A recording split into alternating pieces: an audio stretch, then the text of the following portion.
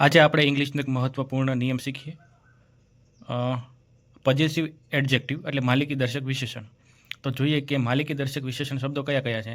તો my, our, your, his, her, its ને their. અને બીજું જોઈએ કે માલિકી દર્શક સર્વનામ. તો માલિકી દર્શક સર્વનામ કયા છે? My, our, your, his, her, its ને ધેર. હવે આ બંનેમાં તફાવત શું હોય તો એ આપણે જાણીએ. અને આ જે તફાવત હોય તો એ તફાવતને આપણે દૂર કરી અને ખાલી જગ્યા આપણે કઈ રીતે આપણે સોલ્વ કરી શકીએ એના વિશે આપણે સંપૂર્ણ માહિતી લઈશું.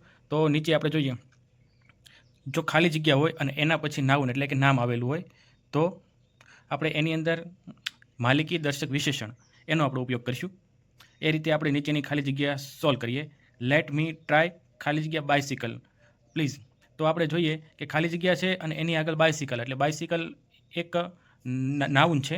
તો નીચે આપણે જોઈએ કે એની અંદર આપણે ખાલી જગ્યામાં શું આવશે? માલિકી દર્શક વિશેષણ. તો માલિકી દર્શક વિશેષણ જો આપણે ઉપર જોયા એ પ્રમાણે my, our, your, his, her, its ને ધેર. તો એ આપણે નીચેના ઓપ્શનમાંથી આપણે પસંદ કરી અને સીધું સિલેક્ટ કરી લેવાનું છે. તો જોઈએ કે ઇટ્સ, સી, યોર અને અસ. તો આમાંથી આપણે માલિકી દર્શક વિશેષણ કયું છે તો એ આપણે ગોતવું પડે. તો ઓપ્શન સી છે એમાં યોર, કે જે આપણો સાચો જવાબ છે. હવે નીચે જઈએ. હવે ખાલી જગ્યા પછી તરત નામ ન હોય, નામ એટલે નાઉન ન હોય તો શું આવે? માલિકી દર્શક સર્વનામ. તો એ પ્રમાણે આપણે જોઈએ કે નીચેને give the toy to the boy, they are ખાલી જગ્યા. તો આગળ આપણે નાઉન નથી, નામ નથી, ખાલી ફક્ત ખાલી જગ્યા છે. તો તે ખાલી જગ્યાની અંદર માલિકી દર્શક સર્વનામ આવશે. માલિકી દર્શક સર્વનામ કયા છે તો આપણે જોઈએ કે માલિકી દર્શક સર્વનામ my, our, your, his, her, its ને ધેર.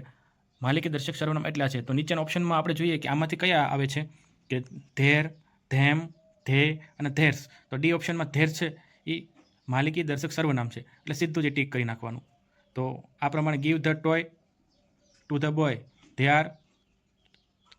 ઓપ્શન ડીમાં આવ્યું છે ધેર્સ એટલે ધેર્સનો ઉપયોગ કરીશું. લાઇક કરો, શેર કરો અને સબસ્ક્રાઈબ કરો.